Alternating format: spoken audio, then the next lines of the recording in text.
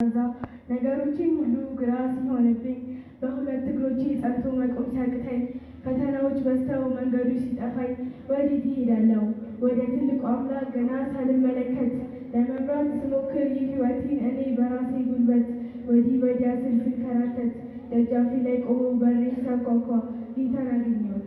ለማስገባት የነበረው ዕዳ የነበረው ጭንቀት ይሁን እንጂ ልሞክረው ብዬ ገባ አልኩት።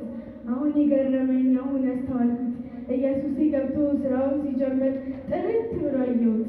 አቤት ሲያስጠላ በልቤ ውስጥ ያለው የቆሻሻ ክምር ዝሙት፣ ቅናት፣ ምቀኝነትን አራግፎ ነፍሴንም ከጥፋት ከሞት አሳልፎ ይኸው ያኖረኛል በፍቅሩ ደግፎ ደጋግፎ። ስሙኝ ወገኖቼ ስሙኝ ልንገራችሁ የሕይወት ዓላማው ግቡ ከጠፋችሁ ውጣ ውረድ በዝቶ ኑሮ ካስጠላችሁ ታሪክን ገልብጦ አዲስ ሰው የሚያደርግ ጠማማ ጎዳናን ቀና የሚያደርግ እውነትም መንገድም ሕይወትም የሆነ በኃላፊ ነገር ፍቅሩ ያልተወሰነ ላዘነ ሰው ደስታ ለተጠማ እርካታ ምሕረቱ የበዛ አለ ፍቅር ጌታ ምሕረቱ የበዛ አለ ፍቅር ጌታ። አሜን።